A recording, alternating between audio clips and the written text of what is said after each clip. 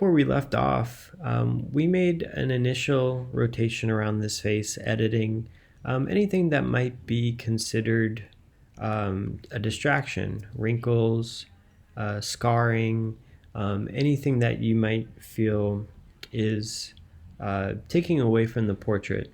Now, this is the before, and then here's the after.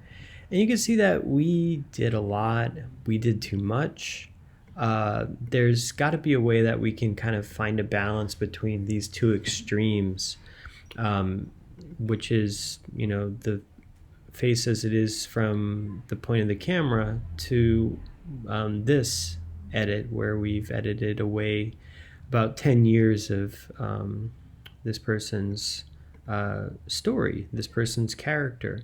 So for me, I want to change this, and the way to do it is to go into the opacity slider of the layer that you've made all of your edits on. So I'm have skin selected here, and I'm going to the opacity slider, and I'm just going to dial back in that character and that originality of this face.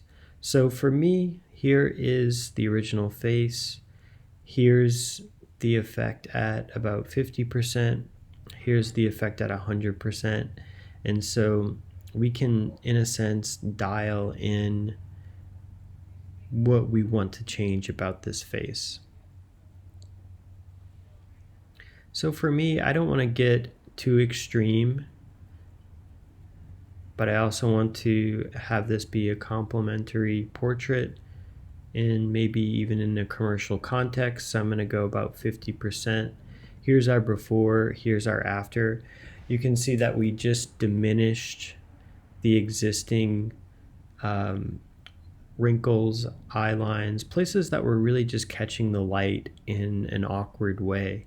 And so light has a way of being unforgiving in terms of three-dimensionality. So this is just tamping down that contrast and those areas of contrast in the face.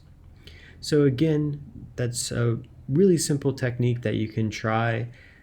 Edit overboard first, and then dial it back down using the opacity slider inside of the layers panel. Now, another way that we can address this portrait is that if we wanted to come back in and say get rid of the scars once and for all, we can just do a new transparent layer and say scars. And so for once and for all, we'll get rid of these scars with our spot healing brush, and then those will be on a layer that is set at 100%. And so for me, this is really good because I can really address some of these issues that I would really want to get rid of entirely in this portrait.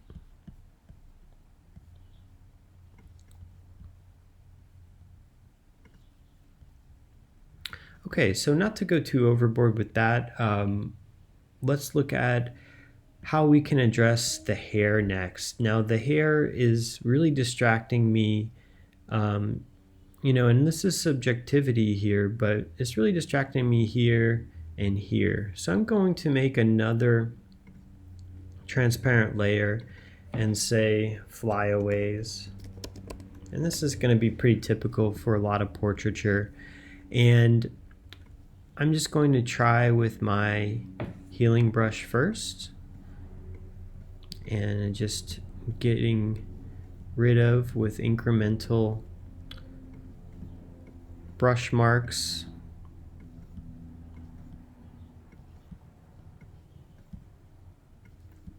And Photoshop is very intuitive, and it'll help, and if it'll help you out. But if you ever get to a point where you might be doubling up information like we are here, and let's just get in a little bit closer, we can always change to the healing brush tool and select a part of the background to move over into the hair itself. And remember what I was saying about having a way to toggle back and forth between these tools just like you would if you were painting a portrait.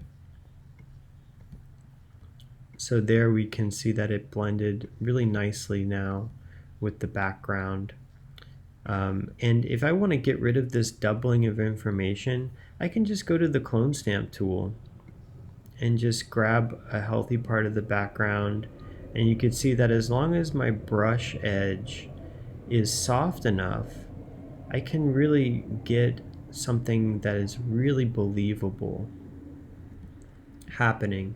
But I like to rely on the algorithms to do the heavy lifting for me, but this is really something that you can try on your own just to practice and see if you can get it right. Here, this is also something, and these are pretty low stakes in terms of the variation in this background, so this isn't giving me much problem to use this technique with this clone stamp tool. But for example, if you had a varied background, if this was a brick wall, it would be really hard and difficult to use this technique. So like I was mentioning before, every photograph is different, and every photograph will have you edit in a subtly different way and strategy.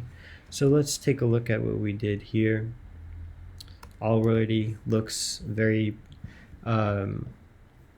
complementary to the portrait. I'm going to come in here with a larger brush and just see how that goes with my edit. Pretty good, not the best.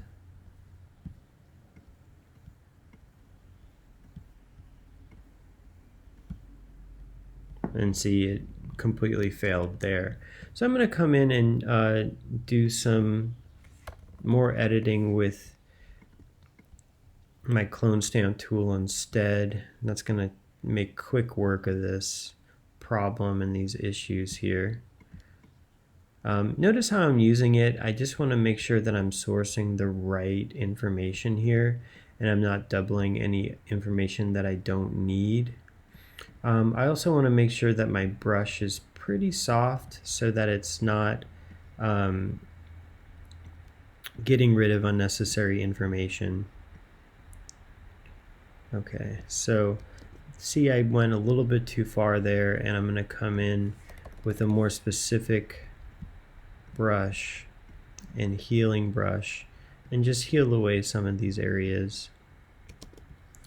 Always, have your other hand set to Command Z if you need it, because you'll have to press that occasionally. The other thing is I want to vary, and I don't want to make the edge look like it's been brushed away, so I do want some variation. So that's why I'm coming back in here. And this is kind of a pro move where you want to have that variation so it does maintain that believability. And here I'm just using a combination of the heal brush, the clone stamp, and the spot removal tool all at the same time, just so that we can make these edits look as believable as possible. Okay, so let's take a look here at our overall before and after as I just make some finishing touches. So now we have our before, and then here's our after of this portrait. So for me, this is a pretty satisfactory edit in terms of the hair, and we can see that we really improved overall how this portrait is with the overall. Here I'm just going to hold down Option at the background and then click on that visibility layer. It'll show you your overall before and then your overall after. So here is the after and here is the before.